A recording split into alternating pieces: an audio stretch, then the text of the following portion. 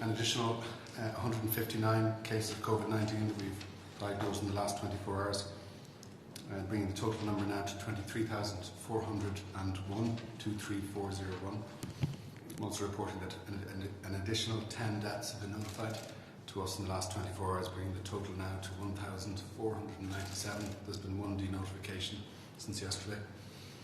Of those 1,497, 609 occurred in hospital environment, that's 41%. 73 occurred in ICU, that's 4.9%. We have reports of underlying conditions in 1,290, that's 86%. The male-female breakdown, 749 men, 748 women, that's 50-50. The median age is 84, the mean age is 82. Of a total of 390 admissions thus far to intensive care, as of 11 o'clock this morning, there were 64 remaining in intensive care, one new admission over the course of the preceding 24 hours. And in terms of more detailed breakdown of incident cases to midnight, Monday the 11th of May, the night before last, there were 23,144 notifications at that point, 3,050 of which have been hospitalised, that's 13.2%. 389 have been admitted to intensive care, that's 1.7%. The male-female breakdown is 43% male, 57% female, and we have slightly over 30% who are healthcare workers, 30.2%, and the median age is 48. A little more data which I'll go through slowly, and if you miss anything, please don't hesitate to ask me to go back over. Clusters, first of all, we now have 432 in respective residential care facilities, an increase of 4, 245 in nursing homes, which has not increased since yesterday. The total number of cases associated with those clusters in residential care facilities is now 5,957, an increase of 34 since yesterday. 4,641 are in respective nursing homes, an increase of 17. In terms of hospitalisation, 448 people who are residents of residential care facilities have been admitted to hospital, at 7.5%, 318 of which, or 5.3%, are in respect of nursing home residents. In respect of deaths, now 941 deaths of people who resided in residential care facilities. That's 63% of the total 1497 deaths that I gave you earlier. 818 of which, or 55% of the total, are in respect of nursing homes. And then in terms of those dying in a hospital setting, 171 of the deaths of residents of all residential care facilities occurred in a hospital environment, that's 18.2%. 143 of those were in respect of nursing home residents, or 17.5%. A little bit more information than we've given you before in respect of underlying causes. An analysis that involved 15,450 cases. In respect of 47% of those, 7,297 did not have an underlying illness recorded. 3,625, or 24%, had one underlying condition reported. 1,891 had two underlying conditions, that's 12%. 847, or 6%, there were three underlying conditions identified, and then 507, or 3%, had four or more underlying conditions involved. And then a little more detail in terms of underlying conditions across, first of all, incidence, second of all, ICU admission rates, third of all, mortality. So I'll go through this slowly. So first, the first condition that I'm going to identify is chronic heart disease. It accounts from that analysis for 15% of all cases, that's 2,324. It accounts for 48.5% of ICU admissions, that's 189, and 40.5% of mortality, which is 470. In respect of chronic respiratory disease, it accounts for 1,634, or 11% of incident cases. 93 or 23.8% of intensive care admissions, and 191 or 16.5% of mortality. In respect of diabetes, it accounts for 964 or 6% of incident cases, 91 or 23.3% of ICU admissions, and 154 or 13.3% of deaths. Chronic neurological conditions account for 928, again 6% of incident cases, 12 or 3.1% of ICU admissions, and 342 or 29.5% of mortality. And then the final category, cancer, accounts for 587 of incident cases, that's 4%, 11% of ICU admissions, which is or 43, and 149 or 12.8% of deaths. I did give you a BMI last week, and just to give you that additional one, because there's quite a high hospitalisation rate into admission in intensive care units among those, and I gave you that data last week. But across those three categories, those with the body mass index of over 40 account for over 1%, just about 1% of the cases, 221. That's in fact 1.4%. They account for 63 or 16.2% of ICU admissions, and then 19 or 1.6% of deaths. And just bear in mind, and I would have said this to you last week, there will be overlap between some of those conditions, as the earlier data that I gave you indicates, in terms of the numbers who've had 1, 2, 3 or 4 underlying conditions. So there might be overlap between diabetes and chronic heart disease or obesity, for example. So we're happy to take it. Sorry, I actually have a little more data, finally.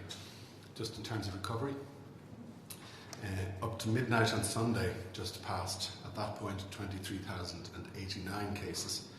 The breakdown in terms of recovery shows that we had 17,877, where we have reports where people have recovered in the community, that's 77.4%. An additional 1,593 who've been discharged alive from hospitals, that's 6.9%. When I add those together, that becomes a total who recovered of 19,470 of those total incident cases to midnight on Sunday, or 84.3% recovery. So I'm happy to take any questions you may have now. Tony Richard Chambers from Virgin Media News. There's been a focus in reporting today on children as vectors of coronavirus, apparently mounting evidence that children aren't as much vectors of this disease as had been previously thought. Will that inform thinking as we move through the phases now? Has that been a part of the thinking? Is that something analysis that you would go along with? So the question of evidence and assessing evidence on an ongoing basis is something that we do. We look at the evidence as it emerges. I wouldn't say mounting evidence is not how I describe it in relation to this. There are a small number of studies that have looked at this. I think only one study that's been identified so far that's looked at transmission among children in Australia, I think, where looking at transmission patterns in a school environment. And then some other studies would have looked at household transmission, which would have involved children. The point being, we don't have very many studies at this point in time that have looked at this question. Those that have looked at this question haven't identified a significant pattern of transmission among children. It's an entirely different thing to conclude in policy terms that we have enough evidence to say that transmission from children doesn't occur. But as yet, it hasn't been identified as a significant thing in the small numbers of studies that have been done. The Taoiseach today saying that opening schools or childcare facilities will be one of the safer things we could do in the short term. Is there any chance of that being moved up through the phases as a potential relaxation measure? So we're giving ongoing consideration to all of those questions. We'll meet again tomorrow as a National Public Health Emergency team. We'll assess all of these things, including that evidence. If there are any changes to be made in terms of phasing, that's something that we'll look at. I'm not anticipating at this moment in time any changes in relation to schools and the advice that we'll give in relation to that, but again, we'll come to those questions tomorrow. In terms of grandchildren then and grandparents, that's something which a lot of people have been very much concerned about. When do you expect over the summer you might be able to take grandkids to visit grandparents again? So I think the question that's before us now, if you like, for the remainder of this week and in particular for our meeting tomorrow, are those measures that we identified as being part of phase 1 measures. And we'll be looking to see which of those measures we think are appropriate. If in fact we think we've reached the conditions, that we all want to reach, where we think that easing restrictions is a thing that we can contemplate. As I said yesterday evening, and as we've been saying for some time, we're becoming hopeful about that, but we'll do that formal assessment tomorrow. Other measures that are identified for further phases, we're not anticipating that we're going to be recommending any of those at this moment in time. I've said, and I've said it before, why it's important that we're cautious in the way that we step our way through this. We have seen some challenges in other countries where restrictions have been eased in terms of spread of infection. We want to be able to be sure that we recommend a set of measures that we think are not going to make a significant contribution to the risks. Although easing of restrictions, even at the early stages, will involve an increase of risk, we'll have to be then ready to detect as quickly as possible any change in the occurrence of illness as we go through that. And as we step our way through these things and we increase in terms of confidence, we can begin to, around, if you like, the fact that we haven't seen an increase in transmission, which is obviously what we'd hope to see, and then we can contemplate some of those other measures that you're asking about. Thanks, Richard. Dr. Hullen, hi, Simon Carswell with the Irish Times.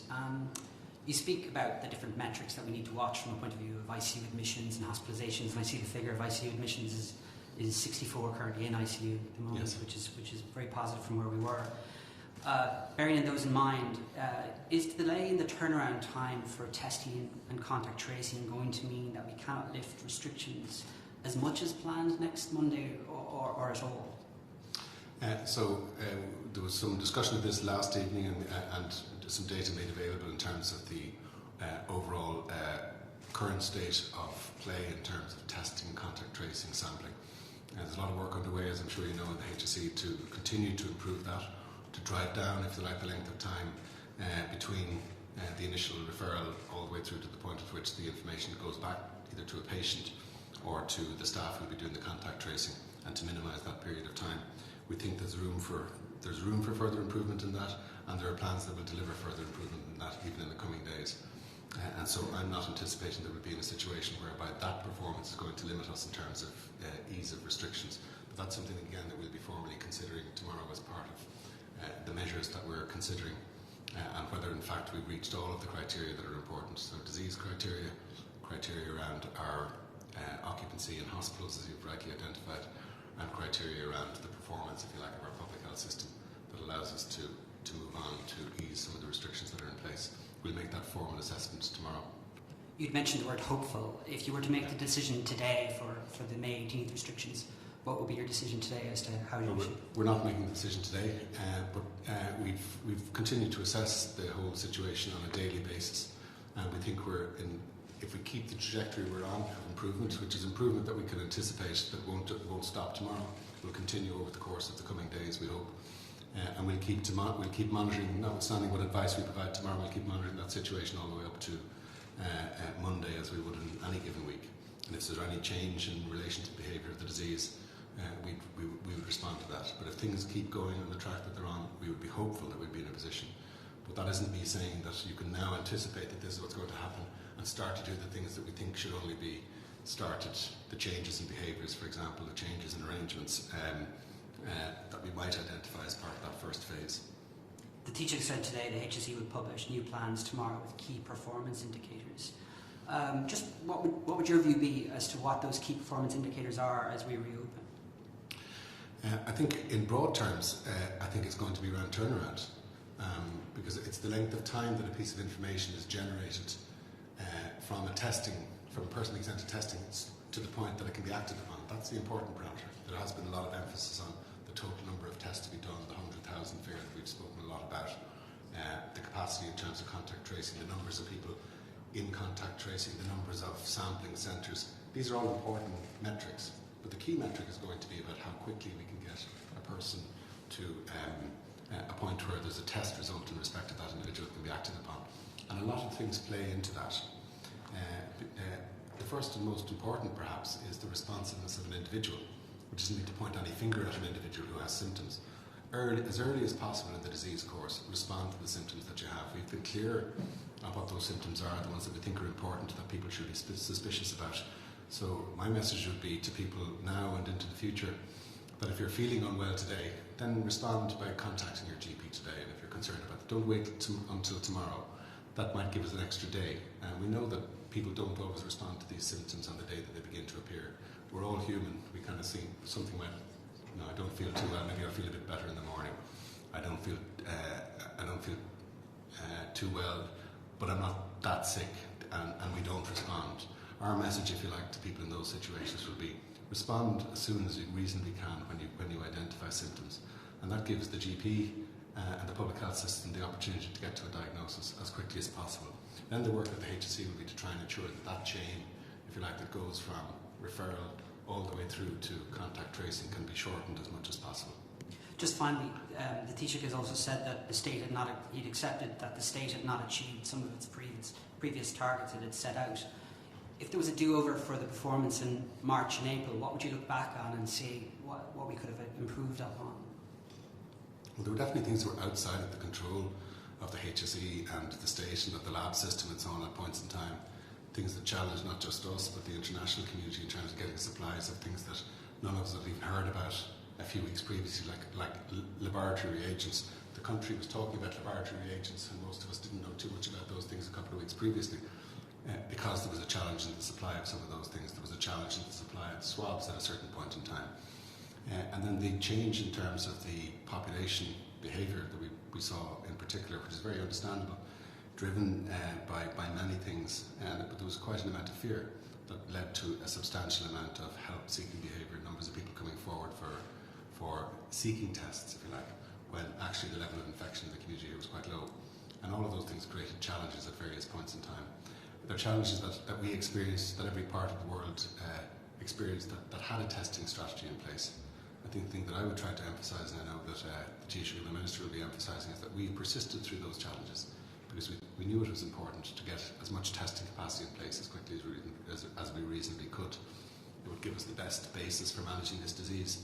And I think that overall the evidence that we have shows that helped us in a very significant way to identifying disease at an early enough stage to allow us to put in place the responses that we've had that have suppressed the disease and kept it as low as we've had it in the population thus far. Just in relation to the same question on residential care facilities, what would you do what would you do differently now you know what you know? Well, one of the things I'd like to do is, because I think it's important for us to do this, as we've come through to a point now where we're starting to contemplate potentially easing of restrictions. And again, I want to emphasise we're not anticipating that's exactly what we're going to do, but we're all hopeful that that's where we'll be in the coming days. Is to try to see can we find some ways of learning some of the lessons that we've had from how the nursing homes have gone, because I think we've said and we've been clear about this, we're going to have to find a way of living with this virus on for quite some period of time. So the challenge of this virus in respect of vulnerable groups has not gone away. The way in which we're going to have to manage to minimise the impact of nursing homes and other settings on vulnerable people in the community is going to stay with us, and we will have to try and find ways of learning from everything we've done so far to continue to try and improve the way in which we protect that sector into the future. And that's definitely one of the things we want to do, as a positive thing, to look at how we have managed that so as we can learn and provide as much protection to that sector into the future as we possibly can. Hi, Neil Leslie from the Mirror. Just want to touch back again on the Taoiseach's statement about children and schools being amongst the safest things that we could reopen. You seem to be a bit more downbeat than that. Do you disagree with that statement that reopening schools would be among the safer behaviours we could? In broad terms, I wouldn't disagree with it. I didn't exactly hear what he has to say, and don't conclude that what I'm saying is downbeat. I'm simply reflecting on when we're talking about a quantity of evidence and the interpretation that's been placed on some of that evidence today. Bear in mind that that's based on a very, very small number of studies involving very small numbers of children. And it simply says we don't have a lot of evidence of transmission happening to a large extent in children. We think there's good reason to believe that maybe children don't have as significant an experience of this disease when it occurs. But the world and the scientific community isn't ready to conclude that transmission involving children doesn't happen, and this is an important feature of the transmission of this disease overall. Okay, just on, I've had a lot of discussions this week on face coverings and masks, it seems from what we've been hearing here.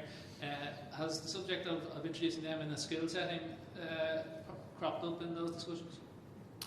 Specifically, I would say no to that. No, we haven't had a discussion about that. No. Okay. Sorry, you did say a couple of days ago the testing turnaround wouldn't be a reason for holding us back on May 18th. Is that still the case today? Yeah, that's as I was just saying to Simon Carzo there, that I'm not anticipating at this moment in time.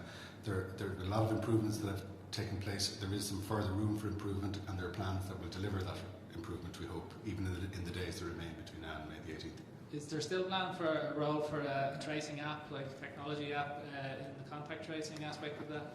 I know a lot of work has been done to look at that. We think that, if you like, the basic, as I would call it, kind of shoe leather form of contact tracing is the key method. That's what's recommended by the international bodies. If we can find ways of improving and enhancing that in an additive way, if we can add more intelligence.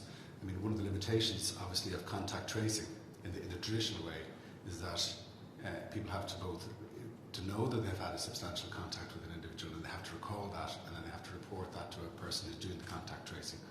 If their number of days have elapsed, or if for some reason a person's memory or something like that fails to identify contacts, maybe there are ways in which technology can add to that knowledge that's gathered in a contact tracing interview. So that's... It's not something imminent that you're like as and when technology comes and can add benefits to what we do, we'll incorporate it. I mean, some of that's already happening in a more direct way. So some of the arrangements the HSE has put in place to improve the overall performance in terms of sampling, testing, contact tracing has been to automate the delivery of results. First of all, negative results, and then eventually, over the course of the next few days, positive results in some situations. To do that by text, that's been introduced as a way to remove, if you like, time from the overall experience. So we're open to and continue to try and apply technology wherever we think it can work. If that happens in terms of contact tracing apps, then I'm sure we'll be looking to try and do that. And just on the numbers there tonight, the number of deaths was one of the lowest we've seen. Thankfully, albeit each of them a tragedy. But is it getting to the point there hasn't been a day where there hasn't been a death? So I know that number is spread out over a number of days. It's 10 now, is the lowest we've seen in a while. Yeah, and I have the number that the chart, or my magic button. Anyway, I recall what is that it's showing that even in respect to those 10, they're spread over a number of days. And that's generally been the pattern that we show. So any given day that I give you a number of deaths, and today it's 10, they're spread over a period of time. But there hasn't been a day since quite a while ago where there have been no deaths notified to us. That's not notified, but the actual... Yeah, as you'll see, if you go back there to the 14th of March, where we have some deaths there at the very earliest point, there hasn't been a day since that. That number for the 12th of May, which is in red, I know, and comes with a health warning, so that's one, isn't there? No. That's one death, yes. Yes. But if you go back to the 14th of March, there isn't a missing date. Yes, yeah, So that's what I was... Yeah, exactly. So there isn't a date at which we don't have a death occurring, at least one. We got to that. And then we have a peak number, as you'll see there. So the greatest number of deaths that occurred, and this chart shows it by the date of death. So we get them notified, but not always on the date of death, obviously. Never on the date of death, in fact. But that number, so the greatest number of deaths on any given date, at least, of all those notified to us so far, was on that date around the middle of April, which is about the 12th of April, I think, and is about 57, 58 deaths on that day. That was the greatest individual day. But there's no day since early March where we didn't have at least one death reported. But I think you have to go back as far as the end of March to get a number lower than 10 in the total number notified. Yeah. Okay, thanks. Okay. Thanks. Adam Higgins from the Irish Sun. Another one of the HIQA reports today had some positive evidence around antibody testing. So how might that affect your advice, and are we any closer to starting a zero prevalence program? So, again, and not wanting to be downbeat, I'm not sure I'd characterise it necessarily as positive evidence. I think it's what it is doing is adding to our understanding of issues around immunity, and obviously we need to continue to look at that. The WHO spoke about this issue the other day, and they were clear that in many of the studies that have been done internationally, there isn't evidence of immunity in populations at greater than 10% in pretty much all of the studies that have been done. So they concluded that herd immunity, or a strategy of immunity, as we've heard in some other countries, is not one that we should be pursuing or following. From the perspective of HIQA's work, clearly they've identified, based on the studies that are out there, the likely time that it takes for antibodies to develop in people's blood after they've been infected. And so that obviously feeds into our knowledge around what antibody tests might be available and when they'll be useful. But I think a clear point to make at the moment, and WHO have been very clear on this, is that the the presence of antibodies does not necessarily correlate with immunity as things currently stand. So adding to the evidence, we continue to look at it, but there's nothing definitive yet on this topic, unfortunately. And a lot of the reports that were referenced today by HICWA were international reports. Are you aware of any studies taking place in Ireland from the Health Research Board or anything around COVID? So there is work being sponsored through both the HRB and Science Foundation Ireland to put funding to support research. There's quite a bit of research activity happening in different settings. I'd like to think in the not terribly distant future it's our hope that we'll be able to give you a briefing on the specifics on what actually is actively happening in that as a result of some of that funding and the research that's happening here. Do we know broadly what they're looking at all? Is it vaccines or antibodies? Or I'm not aware there's any work here where we're contributing to vaccine knowledge, but there is work in respect of drugs, and the WHO trials in relation to some of the drugs that have been spoken about have participation of some of the clinicians and hospitals in this country in relation to them. And just to follow up on Simon's question, you said you'd like to look back at the situation with nursing homes, and do you think that nursing homes in Ireland is something altogether we need to change as an industry, maybe move towards smaller homes as opposed to some of the bigger homes like St Mary's? Yeah, I don't want to get ahead of anticipating, there are questions in what you're raising there that will arise for us at a point in time, and I think that it will be important for us to look at some of those things as questions into the future, and I think the international community is identifying some of those kinds of questions. What I'm referring to is something more about in the here and now, and I might ask Siobhan maybe to come in on this question as well, that in the here and now, as we've come through the experience that we've had, we're getting to a point where we're thinking about easing of restrictions. A lot of measures have been put in place to deal with the challenge that we've had in the sectors. We've seen a significant slowing down now of the transmission of infection in nursing homes, and a lot of measures have been put in place to achieve that. A lot of protections and an additional response led by public health teams and so on. Can we take stock, and are there other things we can start to do as we move through the next number of weeks and months? Because we know we're going to have this virus with us, hopefully at lower levels. How can we assure ourselves that we're doing everything we can to try and protect this sector into the future? So it's just to learn as we go, and that's really what I'm referring to. And we're doing some work on that as part of the National Public Health Emergency Team. We've been putting together some material looking at how that response has gone to see if we can find ways of improving into the future, and we'll give you more sense of that as we finalise that work. Siobhan, do you? Yeah, I agree. I mean, it's a longer term challenge now to actually ensure that, I suppose, some of the progress that's being made continues. I think we will have to, Taoiseach has already referenced it in discussions publicly around, how we care for people, who have advanced comorbid disease, whether chronic-related settings, if necessarily the best way to be able to do that. And COVID's going to really challenge that, I think, on a longer term basis. So there's a lot of, I suppose, thinking and reviewing to be done in terms of the immediate impact, as Tony said, but also in terms of the actual longer term strategies around how we manage the needs of older people, like we said. Thanks very much. You're welcome. Hi, Dr.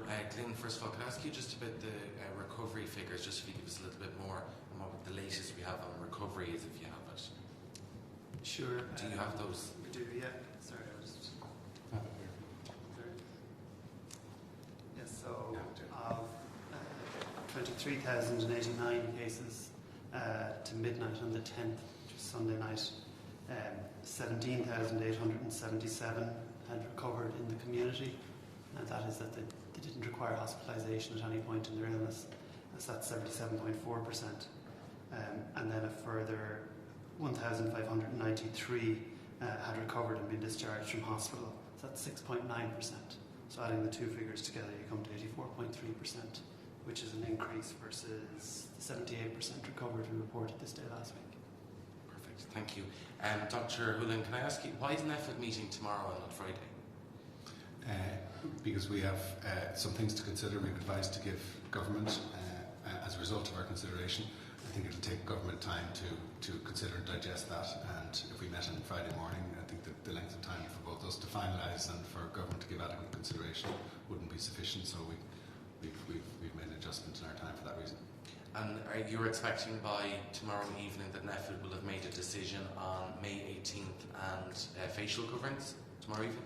So we intend to come back to that question tomorrow and to give further clarity and advice as part of the advice overall that we give to government as part of the whole package of advice, if you like, that will result from the meeting tomorrow. And yes, we think that question will be part of that, yeah. And then for tomorrow evening, will we know in advance of what you tell the Cabinet, or for example, tomorrow evening you'll have had a meeting of NEFIT. Will we know at that stage what NEFIT is going to tell Cabinet? I will know, yeah. But I don't propose to share that tomorrow evening. I mean, because just to be clear about the process, is that we're making advice available to Cabinet based on our public health assessment. And I've said all along in relation to this, particularly as we move into easing of restrictions, there will be other considerations that government has to have, economic considerations and social considerations, other flows of information, if I can put it that way, other than just public health advice on which to base its decisions. So government will have to come to balanced decisions according to its own discussions and considerations, which I won't be privy to, we're not privy to. We make the advice available, government will make the necessary decisions based on that, and then any communications that will result from that will happen after that, and we won't be doing any previews of our advice. Okay, and just finally on contact tracing, I know that the HSE is doing an update tomorrow on changes to contact tracing. Is there a reason why we're changing contact tracing? What can we expect tomorrow on what the HSE's plan is on contact tracing? I think the HSE is looking to give a comprehensive description for people to understand and see the scale of work that they have undertaken and that they plan to continue to undertake, and an update in relation to what the overall scale is, if you like, in terms of the volume of, for example, sampling and so on, as well as the performance and turnaround times and so on in relation to that. That's what we understand will happen tomorrow. Thank you. I'm Michelle Hennessy from the Journal Today. Just another question on contact tracing. I'm sure you're aware of the recent spike in South Korea, and what they're doing at the moment is tracing people who were in nightclubs as part of trying to get a handle on that recent spike. I know the HSE has said before in the early days of our contact tracing that, say, if somebody was sitting next to a person on a bus who was infected, that person who was beside them wouldn't be part of the contact tracing process. But as we start to open society up more and people are in larger groups and we still have the virus in the country, will we be looking at doing kind of more comprehensive contact tracing like they're doing in South Korea in this example? So yeah, we will continue to do comprehensive contact tracing. The reality is, as things stand now for cases, the average number of contacts that have been identified for cases that occur in the community is quite small. It's in the region of 2 to 2.5 on average, which in total is less than the average household size. I think the average household size in this country is slightly over 4. So in effect, that's saying to us that your household contacts are the close contacts, and there aren't close contacts. And that makes sense because there isn't that much social engagement happening outside of households, given the restrictions that are in place. And then, as you rightly say, as we begin to ease restrictions, contact will increase. And the likelihood is that as people are identified as cases, they will have had more contacts. That number will go up. When we started this process, the average number of contacts was probably over 30. We began to have good and reliable measurement of that. It was well over 20. And as we went through the month of March and started to tighten up, if you like, in terms of our advice and guidance, it dropped down to the numbers that it's at now and has persisted at that low level for a period of time. What you have to then take into account is what constitutes close contact. And there is guidance in relation to that. So not every form of contact constitutes close contact, or the kind of contact that we think is important in the transmission of this virus, which requires person-to-person spread. So there are a number of factors. So it's the distance between people, the length of time people spend in close proximity with each other, and then the length of time that they might spend in indoor environments with other people. So in broad terms, we'd say it has to be close contact, face-to-face, of at least 15 minutes, or it has to be contact within an indoor environment of less than 2 hours in duration. So if this press conference was to go on for longer than 2 hours and somebody was to be identified as a case, then everybody in the room here would be a close contact, even though we are now, as we are, socially distanced from one another. So social distancing is not the only thing that's considered in the context of contact tracing, but that's an assessment that's made ultimately by the contact tracing team and the people who do those assessments, and they're expert in making those evaluations, and that's the basis of the identification of close contacts. casual contact, and there is forms of casual contact where people kind of come close together in retail environments and pass, that might not actually constitute concern in terms of close contact from a public health point of view. So if we take the example that I gave of somebody sitting next to a person on a bus, they would be face to face, and that would be, if we say it was for a 20-minute bus ride, is it conceivable that we could have a situation where there would be public information saying if you were on the number 14 bus on this day at this time, you should maybe get tested? It's conceivable, and in the past, and this would have arisen in the early days of our experience of this pandemic, these kinds of questions were arising because people who had been identified as cases had used public transport, and questions arose. I seem to recall quite clearly about the initial cases around train usage and identification of passengers and so on trains. And so the first thing to point out is that not every form of contact that happens on public transport constitutes close contact. And the other thing then to point out is that in a situation where public health authorities have no other means of identifying people who they believe are important close contacts, then public information might well be used, and that has been done in the past, not with this particular infection, but with other infections. And when you take a look back at maybe some things that happened around transmission of very easily transmissible infections like measles, there have been examples in the past where people who were, a number of people who would have used a bus, and I can't remember that specific example, but would have been called through the media to make themselves known for testing purposes. If something like that was necessary, then it would be done. But we think if the public stays with us, as they have stayed with us all the way through this, and follows our public health advice, if we find ourselves in a situation where we are recommending an easing of restrictions from the beginning of next week, that it will lead to an increase in circulation of people, but not to a significant extent, and not to the extent that it's going to drive up the numbers of contacts that would be identified per case to a very significant degree if people continue to follow the advice. If people go beyond where we're recommending and start to have the barbecues and the parties and the visiting each other's houses in the way that we're not recommending or won't be recommending, then that's the scenario that we would be concerned about, where we'd have many, many more contacts identified for each individual case than we'd be anticipating. We have to be ready to catch that if that happens. Just one last one from me.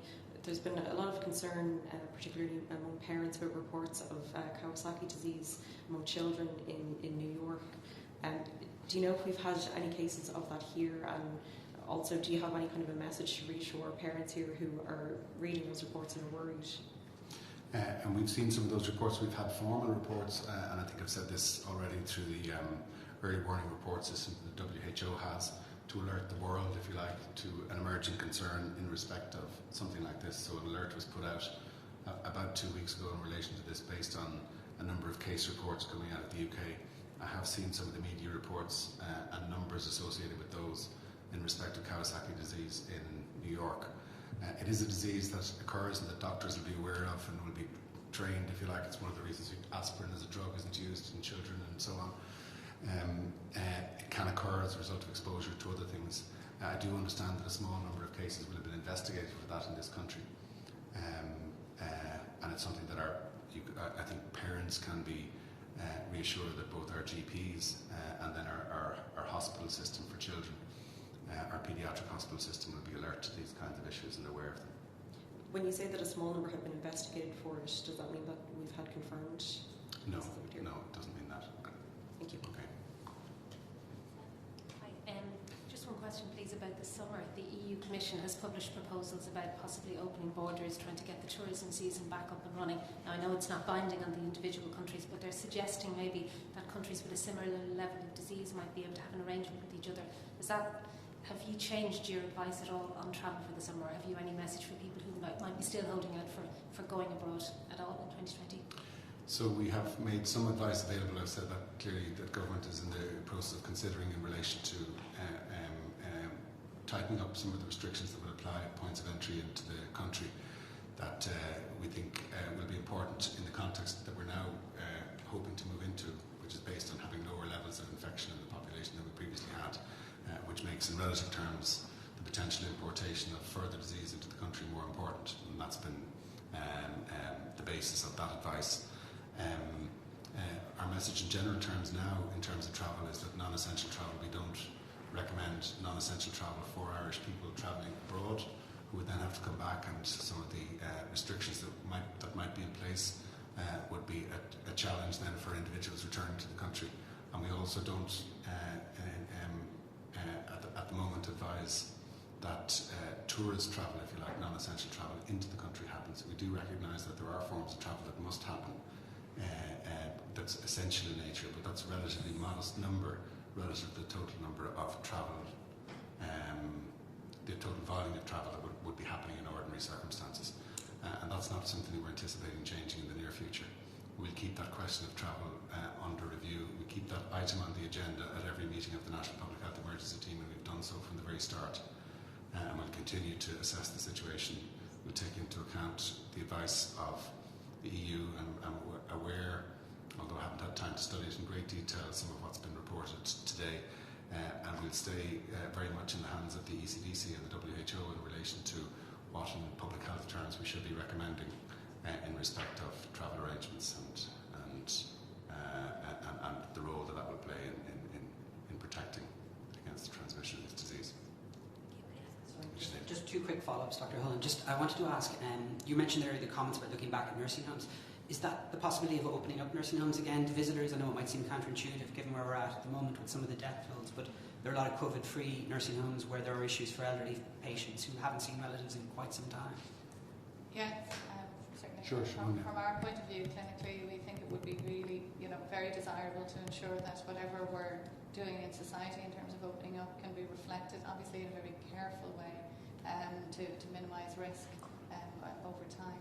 So yes, we think it's really critical that people get to see people again. And I know nursing homes have been trying to put their own workarounds in place in terms of people talking through windows and that. But I think we're quite keen for the health of people who are the residents themselves, for the staff, and obviously for people who are anxious to see their loved ones again, that there's a way of doing it, but doing it in a safe and a controlled way as possible. Just very last question from me, just in relation to the reproduction figure, it's well below 1.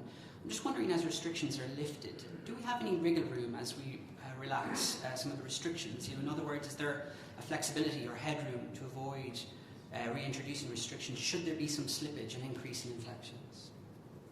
Well, the lower we can go, the more, if you like, time, if I can put it that way, that we might have to respond to a change in the level of infection that occurred in the population as a result of any easing of restrictions, something that was undesirable, that hadn't been foreseen, or if, and I've said this consistently, if there was more anticipatory behaviour, the public got ahead of us, if I can put it that way, in terms of behaviours that we hadn't recommended. The lower we go, the more time we have to respond, if you like, before we run into a challenge.